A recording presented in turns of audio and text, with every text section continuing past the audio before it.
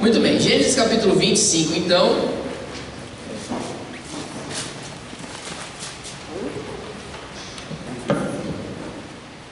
Tem a última. E aquela ali também. Ah, não, aquela é a mensagem, né? Gênesis capítulo 25.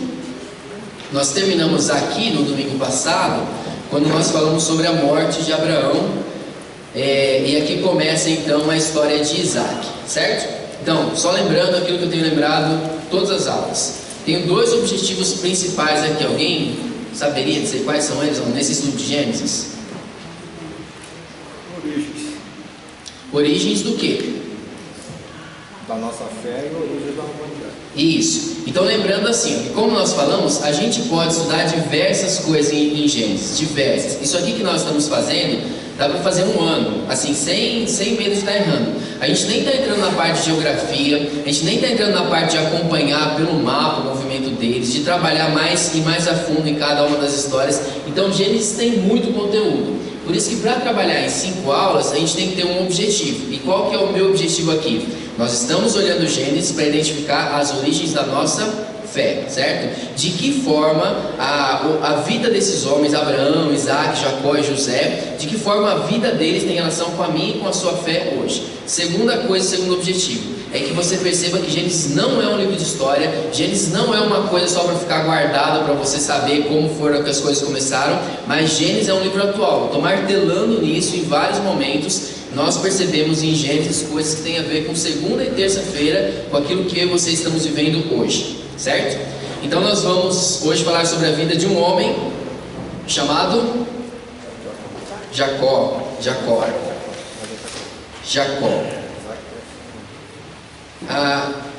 Jacó é um caso interessantíssimo mesmo, e não por acaso. Quando Paulo está falando sobre a eleição dos santos, no capítulo 9 de Romanos, Paulo vai usar o exemplo de Jacó. Porque se Deus tivesse construído Israel a partir de Abraão, se ele deu um filho para Abraão, ele podia ter dado 12, certo? Aí nós diríamos que na verdade Deus fez isso em Abraão porque Abraão era o pai da fé, o herói da fé, Abraão era um homem muito bom e assim por diante. Se Deus tivesse feito isso em Isaac, nós diríamos que é porque Isaac foi o filho da obediência. Isaac sempre foi, né? Temos poucos relatos sobre Isaac, mas os poucos que nós temos são relatos de um homem obediente, assim por diante.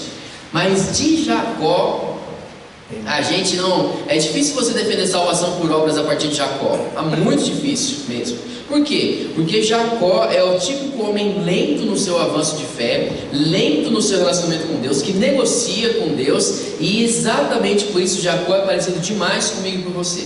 E exatamente por isso é a partir de Jacó que Deus começa, para deixar bem evidente mesmo que é Ele quem está construindo um povo, é Ele quem está fazendo a partir desse homem, tá bom? Mas antes nós temos a vida de Isaac. E aí um pouquinho que nós temos sobre Isaac, eu dividi do 25:12 até o final até o 23, perdão. Aí a gente pula um pedacinho e depois a gente volta no 26, do 1 ao 35, tá bom? Então o 25 fala pra gente aí da vida de Ismael, que Ismael não era Isaac, certo? Ismael é o filho de Agar, como nós falamos na semana passada, o filho da escrava. Mas o interessante é que quando você está lendo esse trecho do 12 até o 18 do capítulo 25, que é um trecho daqueles que a gente lê sem prestar atenção, esse é o registro da descendência de Ismael, gerou fulano, gerou não sei o que lá, mas escondido aqui você tem que perceber que está se cumprindo a promessa que Deus fez para Agar, a promessa de terra, a promessa de descendentes, a promessa de uma descendência numerosa. Esses nomes que a gente lê sem prestar atenção, é uma família, é um povo que surge a partir de um homem que a mãe deixou para morrer, e Deus chegou e falou, não, dele eu vou fazer também um grande povo, eu vou abençoar ele. Então a descendência dos registros de Isaac aqui, de Ismael, perdão, mostrando como que a promessa feita por Deus por Agar se concretiza. Olha lá no versículo 18, quando ele termina depois de dizer dos descendentes, ele fala, e eles viveram em hostilidade contra todos os seus irmãos, exatamente como Deus tinha dito para Agar que aconteceria. Na sequência nós temos a narração de uma mulher chamada Rebeca, certo? E Rebeca é aquela esposa de Isaac, nós já fomos apresentados a ela no capítulo 24, e Isaac ora em favor da sua esposa porque Rebeca era estéril. Esse padrão, gente, ele vai se repetir em todas as matriarcas. Sara era estéril, Rebeca era estéril, Raquel era estéril. E ser estéril nessa época, isso vai ficar muito evidente, especialmente na vida de Raquel, era um sinônimo de desfavor divino. Ser estéril significava que Deus não estava te abençoando, que Deus não era com você. A gente tem que ler Gênesis a partir do que significava ser mulher naquela época. E ser mulher naquela época significava assim que para ela ter alguma relevância na família dela, ela tinha que dar filhos homens para o seu marido.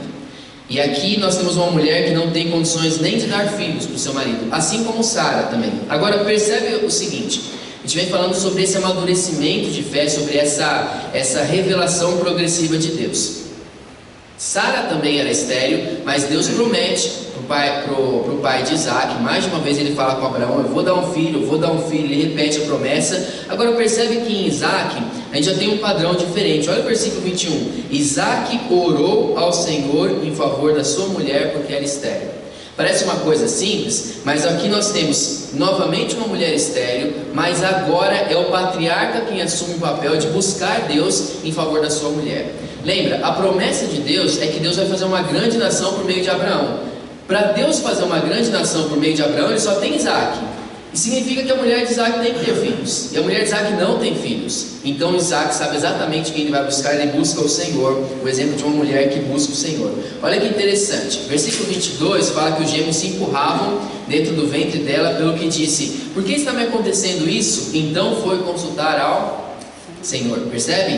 Percebe o amadurecimento de uma fé? Isaac e Rebeca sendo aqueles que vão buscar o Senhor, sendo aqueles que buscam o Senhor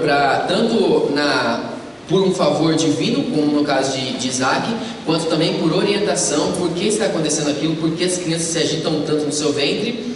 Mas quando ela pergunta isso, ela não sabia ainda que eram crianças. E Deus faz o primeiro exame pré-natal que a gente tem notícia, falando que são gêmeos, e que dentro dela lutam duas nações. E Deus já fala que o mais novo servirá o mais velho. Então já é uma inversão daquilo que normalmente se esperava ali. Duas nações guerreiam no teu ventre. E aqui a gente já vai ter aquela quebra de paradigma. Ou seja, normalmente é o filho mais velho que governa sobre o mais novo, mas Deus está falando que o mais novo é quem vai governar. Então aí nós vamos pular o nascimento, nós vamos para o capítulo 26, que nos fala sobre a vida de Isaac, tá bom? O que nós temos no capítulo 26? Deus confirma a promessa que ele tinha feito. Isaac está em Gerar, mas em Gerar tem fome naquela terra, por isso ele decidiu sair dali. Ele vai para onde estão os filisteus, e Deus aparece para ele e fala: não desça para o Egito, não vá se estabelecer no Egito. E ele não vai. De novo, presta atenção na diferença de Abraão para Isaac. Abraão foi para o Egito, teve graves problemas lá. Isaac não vai, fica ali entre os filisteus, mesmo não sendo o melhor lugar para ele estar, porque com certeza o Egito era mais abundante na produção de alimentos por causa do rio Nilo e de todas as plantações que eles tinham na beira no delta do Nilo, chamado ali. Mas Isaac fica naquela região em obediência ao Senhor, obedecendo o Senhor como seu pai obedecia também. Assim como o seu pai, ele também mente sobre a sua esposa, né?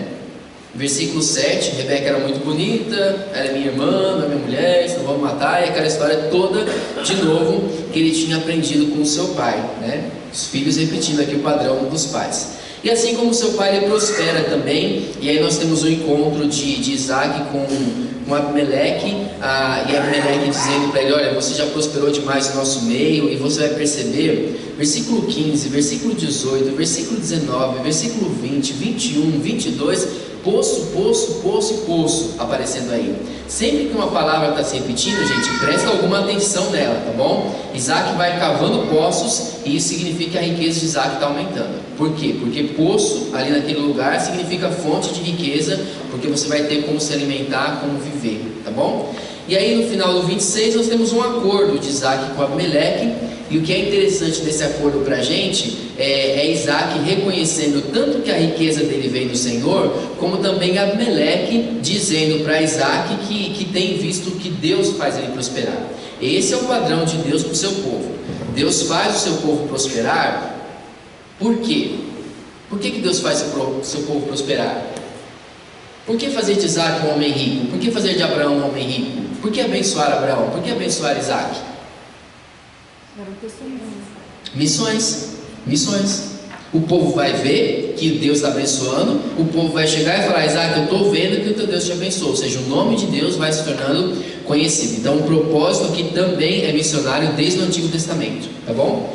E aí nós temos finalmente a vida de Esaú no finalzinho do 36, do 26, dizendo que Esaú escolhe mulheres dentre aquelas que não eram do seu povo, e com isso amarguram a vida de Isaac e de Rebeca. Então isso que nós temos sobre a vida de Isaac, tá bom? Muito pouco, interessante, nós temos muita narrativa sobre Abraão, muita narrativa sobre Jacó, muita narrativa sobre José e quase nada sobre Isaac. Agora, o que é interessante também é que do pouco que nós temos sobre Isaac, são narrativas muito positivas, são narrativas de um homem que seguiu os caminhos do seu pai, que herdou a promessa do Senhor e que tem 2 filhos que vão se tornar essenciais para a gente na história, os gêmeos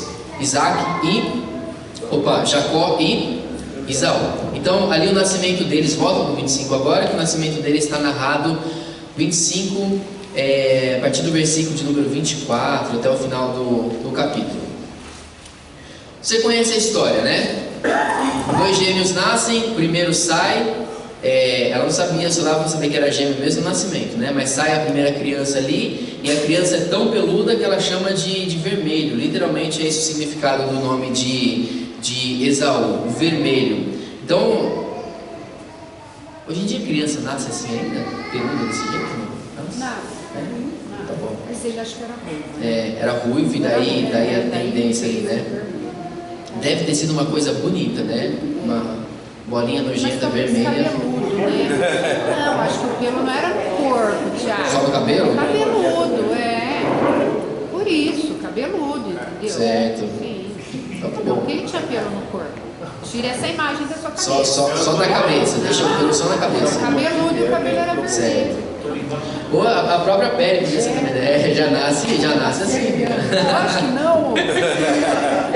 Mas eis que depois que saiu a bola de pele. Presta atenção, 24. O primeiro a sair era ruivo e todo o seu corpo era como um manto de pelos. Era Tony Ramos.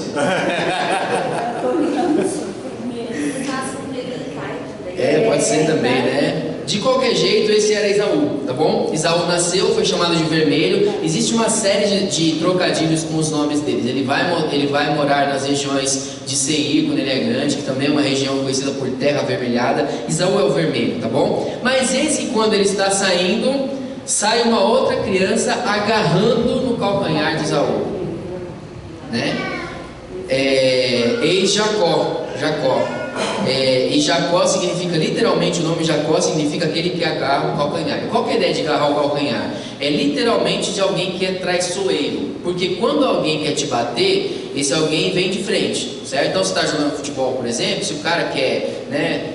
Um exemplo aqui não foi bom, porque eu vou, né, cair de frente. Mas se você vai bater, você bate de frente com a pessoa. Significa você deixa bem claro quem você está enganando. Mas quem é o traiçoeiro? É aquele que vem por trás e agarra o calcanhar. Então Jacó literalmente significa traiçoeiro, aquele que agarra o calcanhar. E eu tenho orgulho de dizer que o nome Jacó é transliterado para o grego depois e dá origem ao nome que vocês conhecem como Tiago. Tiago significa enganador, aquele que agarra o calcanhar. Eles ficam colocando o nome dos filhos de vocês, Débora, não sei o que, princesa, borboleta, abelha. Não, minha mãe colocou enganador. Esse sou eu. Jacó então é aquele que agarra o calcanhar do seu irmão, e isso vai se tornar um paradigma na vida desses 2 homens. Logo na sequência nós temos 2 informações importantes. Primeiro, um favoritismo dos pais, né? E um favoritismo que vai gerar muitos problemas. Isaac, ele se afeiçoa a Esaú, literalmente por causa da caça de Esaú. Esaú se tornou um caçador, Isaac gostava das comidas de Esaú, sem nenhum tipo de interesse. Esaú se torna o filho favorito dele, e sem nenhuma razão apontada para a gente no texto, Jacó se torna o filho favorito da sua esposa Rebeca. E aí esses 2 filhos estão, logo no começo é narrado para a gente o momento da troca de primogenitura deles. Ou seja, Esaú é o mais velho, Esaú tem o direito de herdar tudo aquilo que diz respeito ao filho mais velho. Mas o que acontece? Um belo de um dia, Esaú chega em casa faminto, e e o irmão dele está preparando um ensopado vermelho. Percebe de novo o trocadilho com o vermelho, e ele fala: dá-me um pouco desse ensopado vermelho aí, estou faminto. E aí Jacó vira para ele e fala: bom, eu dou, mas se você me der o direito de primogenitura. E aqui a gente poderia dizer assim: mas Jacó, pelo amor, né? O seu irmão está com fome e você está interessado em negociar com o seu irmão que está com fome. Mas a gente percebe também que se Jacó foi traiçoeiro, Esaú menosprezou o seu direito de primogenitura. E Hebreus vai apontar isso, falando que Esaú não considerou o seu direito. Ele simplesmente falou: o que adianta, eu vou morrer mesmo. Então ele trocou o direito de primogenitura por um prato de lentilhas, por um prato de um guisado, e foi assim que Jacó herdou o direito de ser o filho mais velho, tá bom? São duas coisas pelas quais Jacó vai lutar: direito de primogenitura e a bênção do seu pai, que a gente vai ver mais adiante, tá bom? Até aqui tranquilo? Quer orar agora, Rivaldo, no final? Final, né? Muito bem, então aí nós vamos para o capítulo 27, que é onde nós temos o segundo evento evento bem conhecido de nós também, da bênção, né? O seu pai Isaac está no leito de morte. Interessante, eu não sei se a gente tem não, a gente não tem. É interessante mesmo, porque aqui Isaac está no leito de morte, e Isaac vai abençoar o seu filho, certo? Só que aí a gente sabe que Jacó vai roubar a bênção, vai fugir para Gerar, e depois Jacó volta ainda para enterrar o pai dele 20 anos depois. Então eu não sei se na verdade Jacó não voltou, porque senão o irmão matava ele. Então o leito de morte de Isaac durou muito tempo, né? Porque eles achavam que o pai ia morrer, o pai achava que ia morrer, abençoou o filho, mas na verdade ele não morreu, pelo menos nos outros 20 anos, mais para frente ele morreria. Então o Isaac estava envelhecido, os olhos estavam fracos, ele já não podia enxergar, e ele chamou Esaú e falou: meu filho, eu vou te abençoar, então vamos fazer uma cerimônia nossa aqui, vai lá, caça alguma coisa, prepara um ensopado daqueles que você gosta de preparar, e daqueles que eu gosto de comer, e eu vou te abençoar. Ele só não contava com um problema: de novo tinha uma mulher escondida ouvindo atrás da tenda. Dessa vez era Rebeca, né? Rebeca estava ouvindo, e Isaac foi ingênuo aqui, né? Porque o plano de Isaac de abençoar o filho predileto dele, e a gente tem que lembrar aqui o seguinte: Isaac deveria abençoar Jacó, porque Rebeca já tinha recebido a revelação de Deus que era o mais novo que ia governar sobre o mais velho. Mas ele resolve abençoar Esaú, o filho predileto dele, e ele fala: vai lá, casa. Ele queria tudo fresquinho e tal, né? Então isso deu o tempo perfeito para Rebeca astutamente formar o plano dela. Então enquanto Esaú saiu para caçar, tinha bicho lá mesmo. Então ela pegou, matou, chamou Jacó. E aí é interessante, né? Porque essas declarações no leito de morte, elas tinham de fato um valor legal, não era só uma coisa sentimental como é nos nossos dias de hoje. Uma declaração feita no leito de morte, ela não pode ser revogada, ela não volta atrás. É por isso que Isaac não vai voltar atrás na bênção que ele deu para o seu filho Jacó. Então é um momento importante na vida dessa família, e Rebeca vê aqui uma oportunidade para fazer com que o seu filho favorito seja abençoado e não Esaú. Então ela fala: Jacó, vai lá, pega um animal que está preso ali, mata, vou preparar um ensopado, e você vai levar para o seu pai, e você vai pegar a bênção no lugar do seu irmão, né? O plano de Rebeca, e ela literalmente não dá muita margem para Jacó. Ela fala: faça aquilo que eu te ordeno. Ou seja, é ela quem bolou o plano, e ela quem está preparando essa situação toda. Qual que é a reação de Jacó? Jacó está preocupado em ser reconhecido, né? O medo dele não é o fato de ele estar roubando a bênção do irmão, o medo dele é ser reconhecido. Olha que interessante, o 27, versículo 11: disse Jacó a Rebeca, sua mãe: mas o meu irmão Esaú é homem peludo, e eu tenho uma pele lisa, e se o meu pai me apalpar, vai parecer que eu estou tentando enganá-lo, né? Então, se o meu pai ver que eu tenho a pele lisa, ele vai ver que sou eu e não Esaú, e aí pode parecer que eu estou querendo enganar o meu pai, pode parecer, né? Muito, muito boa a impressão de Jacó sobre si mesmo. Rebeca falou: faz o que eu estou mandando, e aí ele fez. Agora olha que interessante também, quando ele chega lá para o seu pai, para Isaac, e ele leva o ensopado que a mãe dele preparou, ele colocou as roupas do irmão, e ele chega para o seu pai e ele fala: meu pai, estou aqui. E aí Isaac fala: quem é você? E ele fala: eu sou Esaú, sou o seu filho mais velho, fiz como o Senhor me disse. E aí Esaú não acredita, perdão, eu vou trocar os nomes várias vezes aqui, tá, gente? Isaac não acredita nele. Isaac fala: chegue mais perto, meu filho. Isso mostra a família, entende? Isso já mostra o clima da família. O filho fala para o pai que é ele, mas o pai não acredita no filho e fala: chegue mais perto. E aí outra coisa interessante aqui é que nós temos os 5 sentidos envolvidos nessa narrativa de Isaac. Olha só, dos 5 sentidos que Isaac tinha, um ele já tinha perdido. Qual era? A visão. Então ele só tem quatro sentidos para verificar se é o filho que está ali ou não.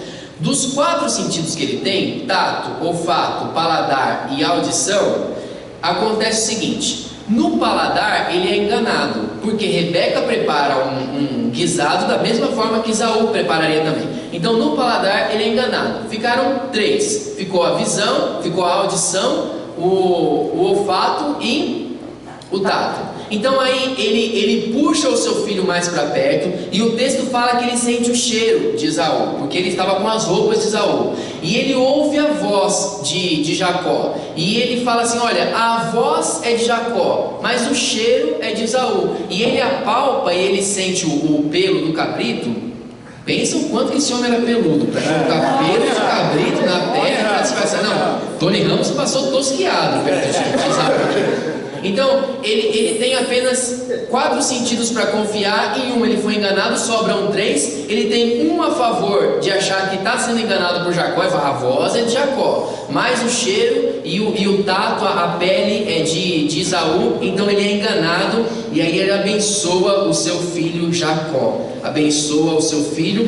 E o interessante, né, que Deus usou literalmente o fato dele despejar todas as bênçãos ali aparentemente para Esaú, mas todas as bênçãos foram para Jacó, né? E aí quando Esaú chega, né, com seu guisado, achando que era o momento de receber a sua bênção, aí ele descobre, e o texto, a gente lê esse texto sem sentir ele, eu acho, mas o texto fala que Isaac treme, que Isaac está abalado ao perceber que ele abençoou o filho errado, e Esaú grita, Esaú está amargurado, Esaú chora, Esaú fala: mas meu pai, não restou nenhuma bênção para mim. E a bênção que restou para Esaú foi uma vergonha perto da bênção que tinha sido dado para Jacó, claro, sempre lembrando que na verdade a intenção do pai era o contrário aqui.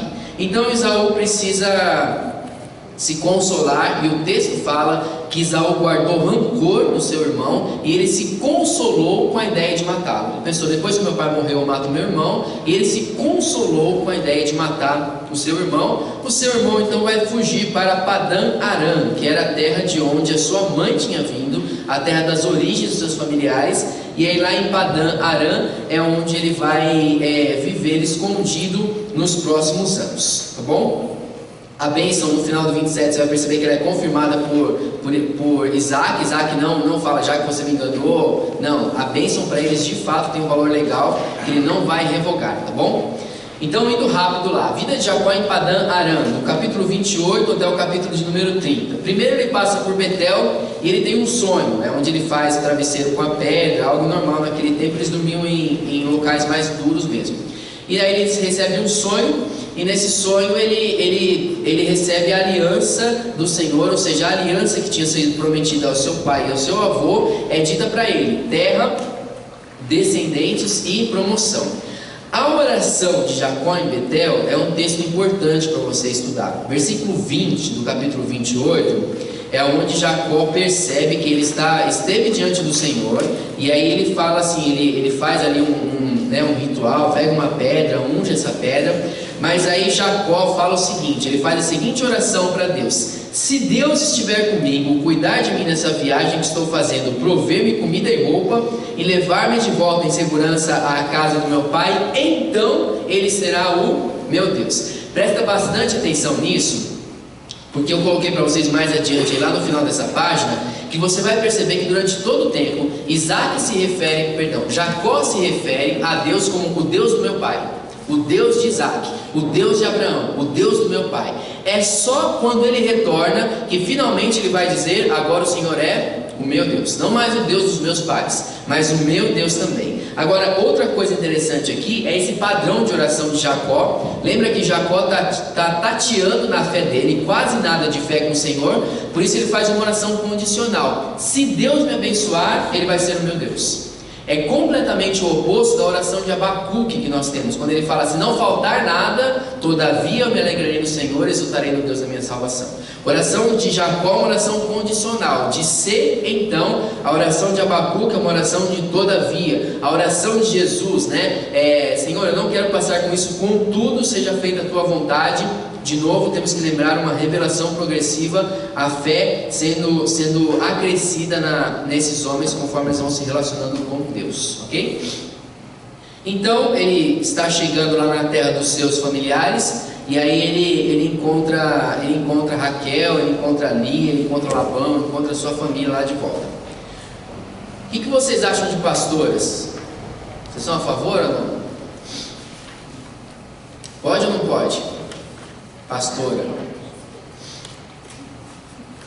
Na Bíblia fala que pode. A Bíblia fala que pode. Raquel era pastora, certo? Momento Rodolfo aqui.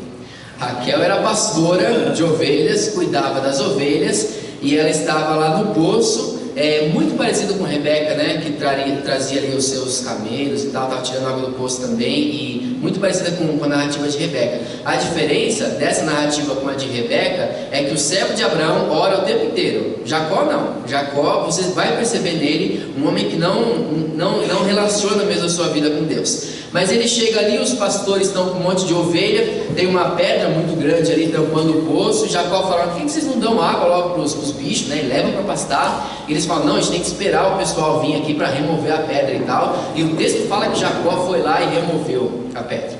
A gente não tem essa impressão sobre Jacó normalmente, né? De um homem forte, né? A gente pensa em Jacó, sei lá. Eu sempre pensei nele como um homem normal, fraco assim, mas Jacó tem uma força sobrenatural aqui. Ele move uma pedra sozinho, e isso impressiona Rebeca, né? Impressiona Raquel. E aí ele chora depois quando ele encontra Raquel, né? Você vê que ele é um homem. Os brutos também amam, né? Os brutos também choram. Um homem capaz de rolar uma pedra, mas de chorar logo em seguida quando percebe que está diante dos seus familiares ali. Então ele é levado para a casa de Labão, e ele se apaixona por Raquel, e ele fala: vou trabalhar 7 anos por Raquel. E aí Labão fala: fechou, combinado. E trabalha 7 anos. 7 anos. E o texto fala que foi de boa, porque ele amava muito, né? Amava muito a moça lá. Quando ele terminou, finalmente chegou para ir. Talvez aqui foi o Labão pegou Jacó nas palavras, porque ele chega para Labão e fala: dê-me a minha mulher, né? Ele não falou qual, gente. Aí o Labão colocou Lia lá dentro, né? E o texto fala 7 dias de festa, 7 dias de vinho, né? A escuridão e tudo mais. Ele só foi perceber no dia seguinte que a noite de núpcias dele não foi com...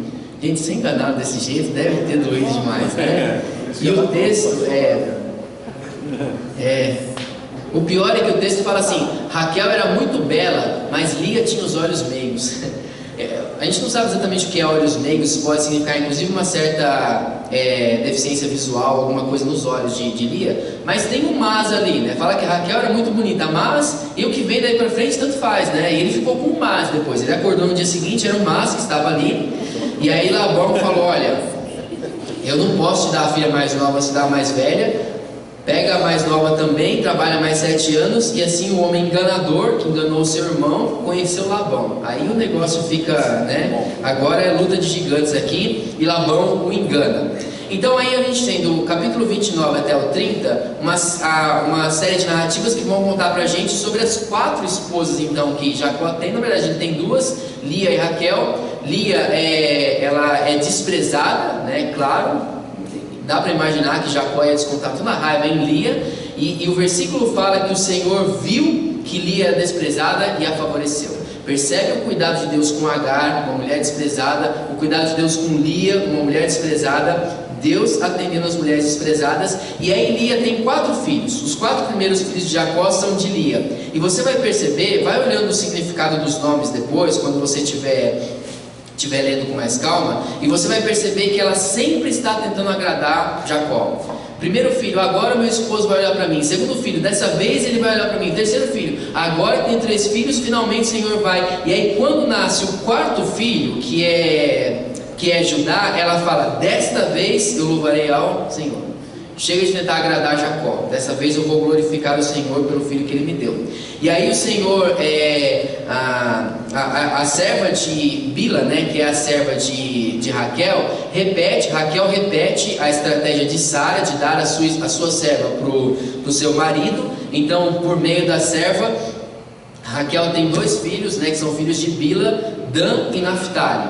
Aí Lia viu, gostou da ideia também deu a sua serva para Jacó, e teve mais 2 filhos ali, Gad e Aser. E aí por fim a Lia volta a ter filhos. Essa narrativa das mandrágoras é muito interessante. Literalmente eles têm um afrodisíaco ali, e um dos filhos acha esse afrodisíaco, eles querem, né, e Raquel consegue ficar com esse afrodisíaco. E depois o texto fala que ela tem um filho, finalmente ela tem José. Então aqui temos a narrativa de 11 filhos de Jacó, tá bom? Jacó começa a ganhar muito dinheiro, ele se torna, claro que esse dinheiro também é conquistado com base do engano de Labão, né?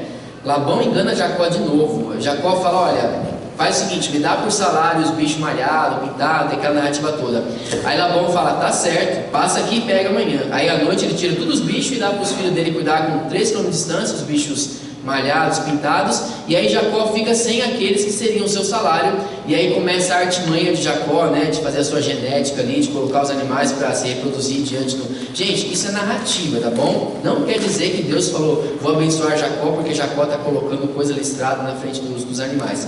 Mas Deus faz prosperar o rebanho que deveria ser de Jacó, por mais que Labão tente enganá-lo diversas vezes. Deus faz prosperar o rebanho dele, e aí Jacó se torna um homem rico. Artimanha de Labão contra a artimanha de Jacó, e no final ele se torna um homem rico, tá bom? Pra gente terminar, oh meu Deus, retorno de Jacó para Canaã, capítulo de número 31, 32 e 33, é quando Jacó começa a voltar para casa. Ele vê que ele está sendo enganado, ele vê que já não dá mais. Não, estou na outra página ainda, gente, vira não, ainda aqui ó, na outra, página 2, retorno de Jacó para Canaã, ali no 31. Então ele tem que primeiro enfrentar a fúria de Labão, porque Labão vai atrás dele, né? Ele reconhece que a sua riqueza é vinda de Deus, isso é importante, mesmo tendo toda aquela coisa dos animais e da reprodução dos animais. Ele reconhece, Jacó reconhece que foi Deus quem deu todos os bens que ele tem. A gente tem também um evento dos deuses que Raquel rouba. Então Raquel provavelmente queria algum tipo de proteção durante a viagem, rouba os deuses do pai dela. E essa narrativa é interessante também, porque Raquel rouba os deuses, e o texto fala que ela levou embora os deuses do pai dela. E aí depois o pai foi atrás, Labão vem furioso atrás, Deus encontra com Labão e fala, cuidado, não mexe com Jacó, porque Jacó é meu. E aí quando Labão encontra Jacó, Labão fala assim, mas você queria fugir, não deixou nem eu despedir, dar um beijo nos meus netos e tal, e se você queria ir embora, por que você roubou os meus deuses? E aí Jacó fala assim, quem foi encontrado com seus deuses pode morrer, né? Esse tipo de coisa não se fala, gente. Na Bíblia, sempre que alguém falou isso, quase deu ruim. Quando não deu ruim, no caso de Gideão, né? Jefté, filho de Jefté, né? Então não é um tipo de promessa boa para fazer, tá bom? Jura por outra coisa, mas não pela vida de quem você não sabe. E aí o que acontece? Raquel está com os deuses, mas o texto fala que ela esconde os deuses na cela do camelo dela. Ela se senta em cima e ela pede perdão. Ela fala, quando Labão está procurando em tudo que é cabana lá os deuses dele, dá para ver que era bem pequeno mesmo, porque ela conseguia se sentar em cima deles. E aí ela pede desculpa ao seu pai. Ela fala, pai, me desculpa, mas eu não posso levantar porque eu estou com o fluxo das mulheres, né? Fluxo das mulheres. E aí, né, quando uma mulher fala isso para um homem, né, aí ele fala, tudo bem, né, aí eu respeito e tal. E aí ele não faz a filha levantar e tal. Literalmente, existe uma grande intenção do texto aqui de mostrar para Israel que os deuses da Mesopotâmia eram tão fortes que tinham que ser protegidos por fluxo de mulher. Entende? De mostrar que são deuses tão fortes que dependem de desculpas como essa para serem protegidos. E aí quando Jacó vai se, né, aí Jacó cresce, porque não acha os deuses lá, cresce para cima de Labão, e aí ele se refere a Deus como sendo ainda o Deus de seus pais. Mas interessante o nome que ele vai usar para se referir a Isaac mais de uma vez: o Deus de Abraão, o temor de Isaac, essa frase que ele usa para falar sobre Deus. Então ele vai encontrar com seu segundo adversário, Esaú, e Esaú está a caminho, né? Ele faz aquele preparativo, ele está voltando para casa, ele vai encontrar com seu irmão. 20 anos se passaram, mas ele manda uns servos, fala que Jacó está vindo, e fala assim: teu servo Jacó está vindo, teu servo Jacó está vindo humilde, né, na tua presença e tal. E o pessoal vai, encontra Esaú e volta. E Jacó fala: como é que foi? Não, deu tudo certo, Esaú está vindo aí com um exército de 400 pessoas. Então deu muito errado, né? Aí Jacó se desespera, porque ninguém faz uma recepção com um exército de 400 pessoas, né? E aí Jacó se desespera, e aí ele começa a buscar o Senhor. E é interessante a fala dele quando ele ora ao Senhor. Ele fala assim: quando eu atravessei para o lado de lá do Jordão, eu tinha apenas um cajado, agora eu estou com duas caravanas, porque ele divide a sua família em duas caravanas, reconhecendo que Deus tinha abençoado ele, mas de nada ia adiantar se Deus não protegesse agora da aparente fúria do seu irmão. E ele vai mandando um presente, né? Vai mandando um presente para o irmão, divide lá, manda rebanho, manda como presente, e sem nenhum tipo de intenção de esconder, que é para aplacar realmente a ira do irmão. Antes de encontrar o irmão, ele vai ter um momento sozinho no Vale do Jaboque.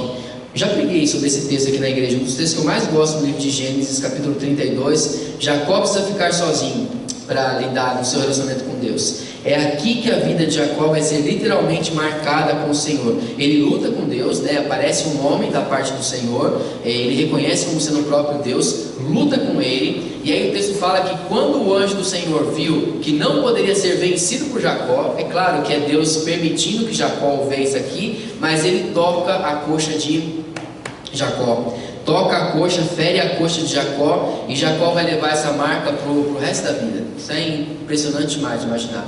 Jacó se torna um homem manco, e os judeus respeitam isso, né, de não comer o músculo ciático por conta desse evento de Jacó. Mas Jacó vai tornar um homem que saiu vencedor daquela batalha com Deus, mas ele vai levar marcas desse encontro para o resto da sua vida. E aí ele diz, né, o anjo do Senhor diz para Jacó: qual é o seu nome, para que eu te abençoe? E Jacó diz: literalmente, Jacó é levado a reconhecer a sua identidade. Literalmente, Jacó é levado a reconhecer que ele é o homem que engana, que ele é o homem que é traiçoeiro, ele é o homem que agarra o calcanhar. E aí o Senhor fala: de agora em diante o seu nome será Israel, uma nova identidade. Israel significa você lutou com Deus e com homens e venceu. E aí Jacó vira para o anjo e fala: e o seu nome, qual é? E a resposta de Deus é: por que perguntas o meu nome? Faz sentido você perguntar o meu nome? E aí Jacó entendeu que ele estava diante do Senhor, teria visto a face de Deus. Então finalmente ele se encontra com o seu irmão no capítulo 33, né? Um texto também lindíssimo, gente, mas lindo demais. Você tem que chorar algum dia da sua vida lendo esse texto aqui, tá bom? Você imaginando o receio de Jacó. Ele vai ter que lutar contra o exército de 400 do irmão dele, e ele passou a noite lutando contra o anjo do Senhor. Ou seja, a preparação já não foi boa, né?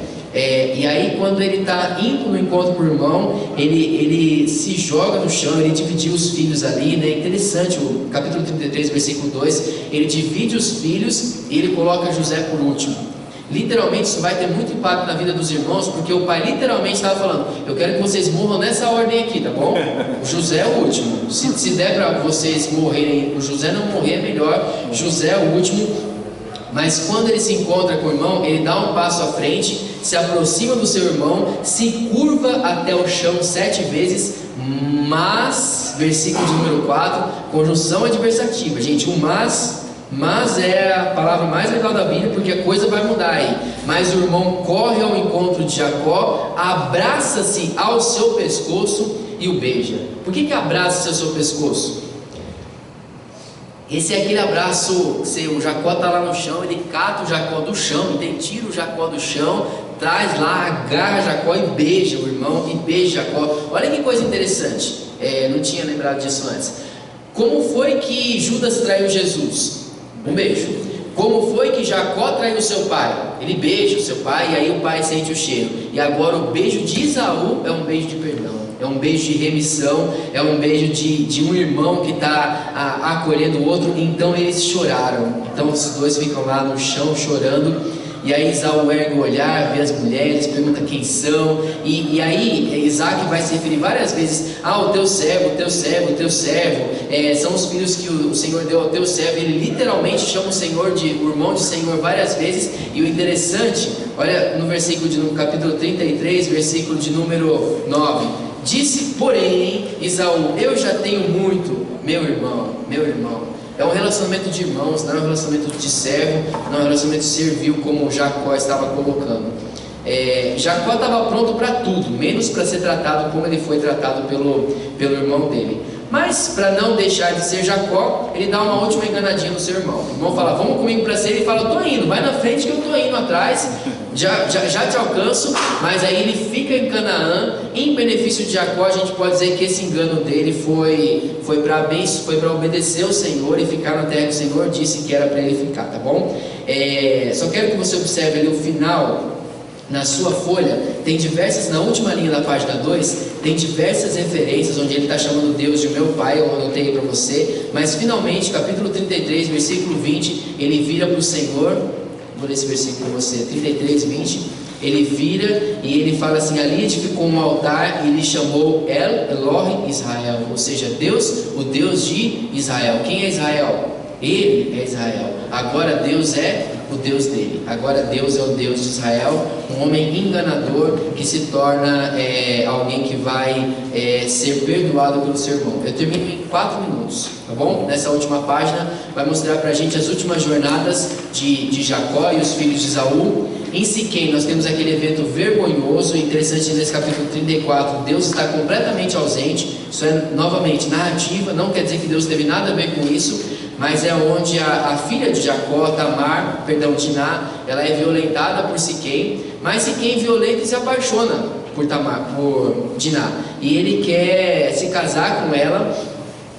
E aí interessante, né, que o texto fala que não se faz isso em Israel, não se faz isso de você violentar uma mulher. E essa mesma fala vai ser repetida pela filha de Davi, Tamar, quando ela é violentada pelo seu irmão. Então o pai de Siquém tenta fazer uma aliança com Jacó e seus filhos, fala: fiquem aqui entre nós, se estabeleçam aqui, nossas filhas casam com seus filhos, assim por diante. Mas isso significaria o povo de Israel ser absorvido pelo povo de Siquém. Então eles não poderiam permanecer ali, mas os filhos enganam. Agora são os filhos que vão fazer aquilo que eles aprenderam com o pai, enganar. E eles falam: olha, a gente até deixa nossa irmã casar com você, porque o Siquém queria casar com a moça que ele violentou, né? A gente deixa, mas para isso vocês têm que fazer a circuncisão aí, que é o que identifica o nosso povo. E aí eles aceitam. E não só a família de Siquém, mas todos os homens da cidade são circuncidados. E os filhos aproveitam, porque gente circuncidada fica em possibilidade de fazer muita coisa, e eles matam todo mundo na cidade. Então o grande problema aqui, além do massacre que eles estão promovendo, é usar a aliança, o símbolo da aliança, para justificar as suas ações e para promover um massacre e depois saquear ali aquela cidade. Então eles têm que fugir dali. Finalmente Jacó vai para Betel. Ele fala para os filhos: se purifiquem dos deuses, ou seja, tinha deuses no meio lá, se purifiquem dos deuses. E ele retorna onde tudo começou, em Betel, que é a terra que ele tinha encontrado o Senhor pela primeira vez. E ali em Betel ele ouve mais uma vez a repetição das promessas divinas para ele, as promessas divinas para Jacó. No fim ele está indo para Efrata quando Raquel morre, e Raquel tem mais um filho, Benjamim. Ela morre dando à luz a Benjamim. O texto cita rapidamente o pecado de Rúben, que se deita com uma das concubinas do seu pai, num sinal de ele sendo primogênito, num sinal de que ele já herdou as coisas do pai dele. Isso vai ser amaldiçoado por Jacó lá no final de Gênesis, nas bênçãos que os filhos estão recebendo. E aí finalmente o texto nos fala da morte de Isaac e dos descendentes dos filhos de Esaú, né, dos edomitas, nessa última fase, tá bom? Ufa. Desculpa a correria, gente. De novo, eu espero que que mais do que ficar tumultuado, por você ter o material aí, você conseguir lendo com mais calma. E aí, se você tiver dúvida, pergunta assim, me procura, a gente vai conversando, tá bom? Ou então procura o Daniel e você pode pedir as explicações para ele também. Aluno que sempre em primeira fileira, assim, primeira fileira, fácil. sabe tudo.